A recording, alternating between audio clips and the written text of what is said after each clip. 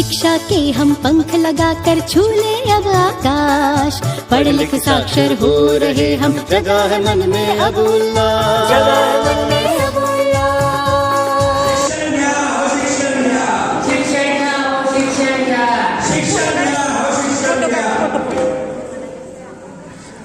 शिक्षणाचे महत्व सादर करत आहे श्री मुक्ताई नवरा। आजचे युग हे विज्ञान तंत्रज्ञानाचे युग आहे। प्रत्येक क्षेत्रात स्पर्धा कमालीची वाढलेली आहे आणि या स्पर्धेच्या क्षेत्रात तुम्हाला टिकायचे असेल तर काय शिक्षण घ्या, शिक्षण घ्या, शिक्षण घ्या, शिक्षण घ्या, शिक्षण घ्या, शिक्षण घ्या। सामाजिक विकास करायचा असेल तर सर्वांनी शिक्षित होणे गरजेचे आहे। आपले सामाजिक मूल्य रुजवून आदर्श समाज घडवण्यासाठी सर्वांनी शिक्षित होणे गरजेचे आहे। म्हणून शिक्षण घ्या, शिक्षण घ्या, शिक्षण घ्या, शिक्षण घ्या। आपल्या कुटुंबाच्या उद्धारासाठी व आपल्या वैयक्तिक विकासासाठी आणि आपल्या कुटुंबाला सक्षम करण्यासाठी तर फक्त शिक्षणाचीच गरज आहे। त्यामुळे शिक्षण घ्या, शिक्षण घ्या, शिक्षण घ्या, शिक्षण घ्या। मित्रहो, आपल्या संसदेत 4 ऑगस्ट 2009 रोजी एक महत्त्वाचा कायदा संमत झाला होता। तो तुम्हाला माहित आहे का? तो कायदा आहे RTE 2009। या कायद्याची अंमलबजावणी आपल्या संपूर्ण महाराष्ट्रात 1 एप्रिल 2010 पासून झाली आणि या कायद्यामुळे वयोगट 6 ते 14 यातील सर्व विद्यार्थ्यांना मोफत व सक्तीचे शिक्षण दिले जाते। पण हा जेव्हा कायदा संमत झाला नव्हतो त्यावेळी आपले समाजात अनेक बांधव असाक्षर झाले आणि या अशा असाक्षर बांधवांना जीवन जगताना अनेक कठीण अशा प्रसंगांना सामोरे जावे लागले। मग काय झालं? या कायदा संमत होण्याच्या अगोदर ज्ञानाची गंगा ज्या पद्धतीने शहराकडे वाहत राहिली तशी गंगा आपल्या ग्रामीण भागात वाहली नाही। म्हणून ज्या पद्धतीने आपल्या शहरी भागाचा विकास झाला तसा विकास आपल्या ग्रामीण भागात झाला नाही। तो ग्रामीण भागात विकास झाला नाही याची परिस्थितीचं वर्णन आम्ही एका पोवाडारूपी करतोय। ते सादर करताय मुक्ताईनगर टीम। अहो 21व्या शतकामध्ये इंडिया गेलाय चंद्रावर। अहो 21व्या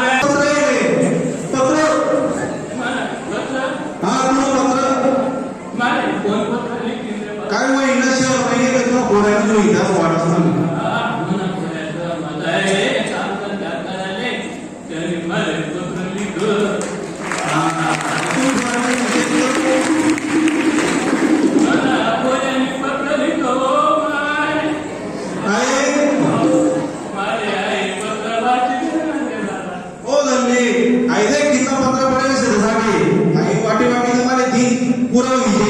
आणि इथं पत्र वाटी वाटी मला मरमर दिली मरमर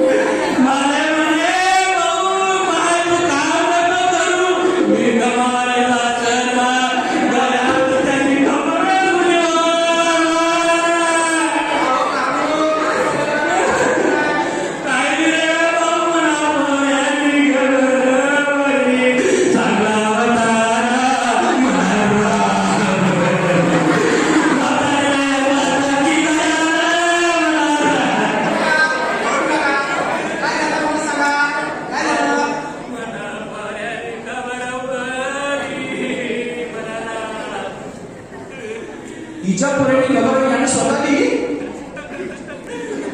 वर्णनानुसार त्याची नोकरी झाली कोणी दिले का तुला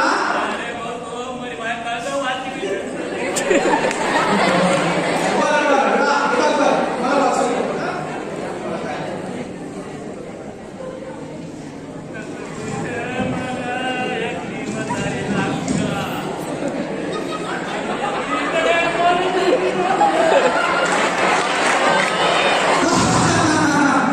अरे अरे लक्ष्मी काकू पेढे द्या पेढे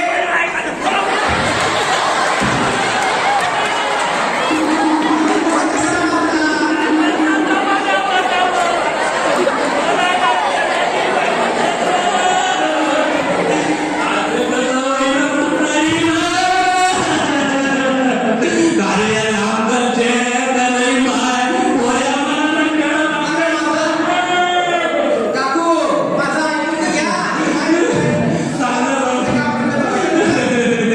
अहो काकू हे बघा रडू नका हा? नाही तुम्ही पत्राचा उलटा अर्थ वाचल ना काकू तुमच्या मुलाला नोकरी लागली तो शहरात होता ना नोकरी लागली त्याचं पत्र हे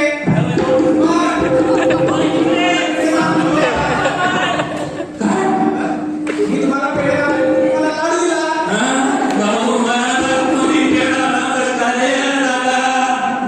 तुमच्या मुलाला नोकरी लागली त्याचं पत्र हे तुला वाचता नाही ना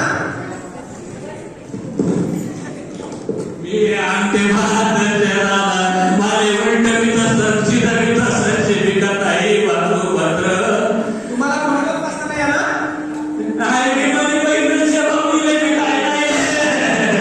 बघा काकू आपल्याकडे तुमच्यासारखे जे वयोवृद्ध किंवा वयस्कर लोक राहिलेले आहेत ज्यांना लिहिता वाचता येत नाही त्यांच्यासाठी नवसाक्षरतेचे वर्ग सुरू केलेले आहेत शासनाने नोकरी लागत नाही मावशी पण बँकेमध्ये तू पैसे काढले जातील तेव्हा 10 रुपये तो स्लिप भरणारा घेतो की त्यांना वाचते तुझ्या पैसा काढील ना तर बनणारा त्या लोकेल तारीखाना 15-20 रुपये सर मी तुला आपल्या नवसाक्षरता वर्गाकडे घेऊन जातो हा? ते नाव आहे का मी काय शाळा माझ्या काय भाऊ नाही तिथं या ऐकला लेकर जातं शाळा आम्हाला थोडी ही आपले नवसाक्षरता वर्ग जे आहे ते तुमच्यासारख्या लोकांसाठीच आहे म्हणजे? ज्यांनी मध्ये शिक्षण सोडलेलं आहे किंवा ज्यांना लिहिता वाचता काही येत नाही त्यांच्यासाठी आहे मी शाळा आवडतो राहते मी वाकी चालतो चला चला आणि कोण पठाडे तुम्ही पण चला सर हे आपले नवसाक्षर आहे काय मस्त चित्र असेल तसं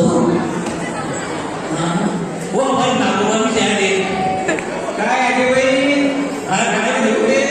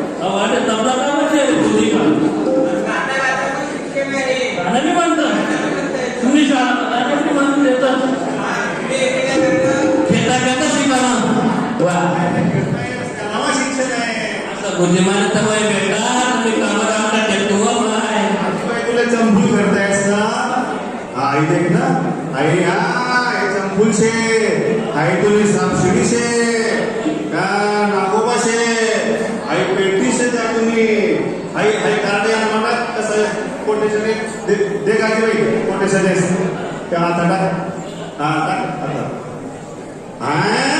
हा जादू अरे वा मस्त आहे असं बुद्धी पाहिजे लागणार टाळीकडे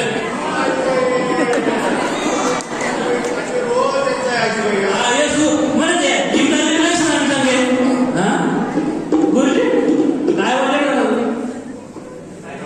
तुला तबला का बरं गाण्यातून शिक्षण गाणं म्हणतात मी बी म्हणू गाणं हो गाणं माणूस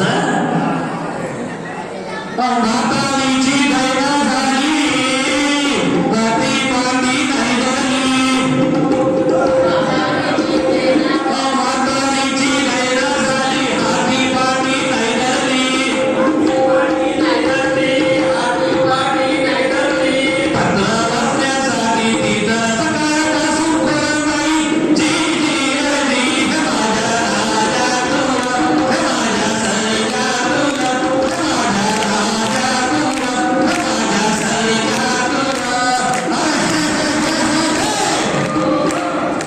तुला शिक्षित जर का तुम्ही भीती नाही थोडी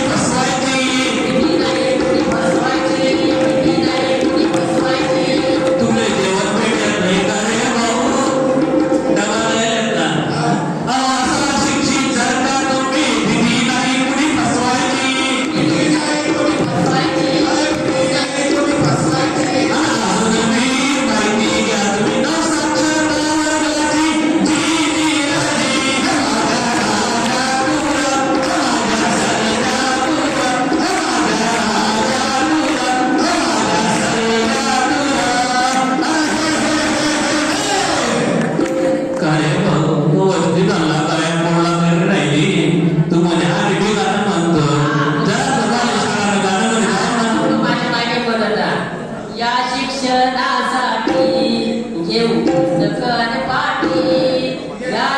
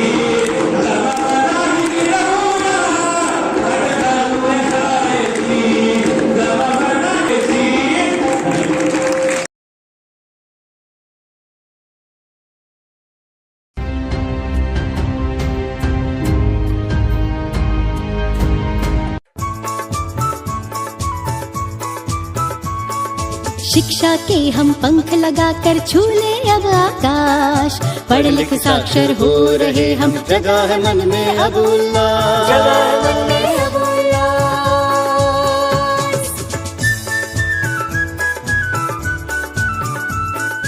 अक्षरों को भी मैं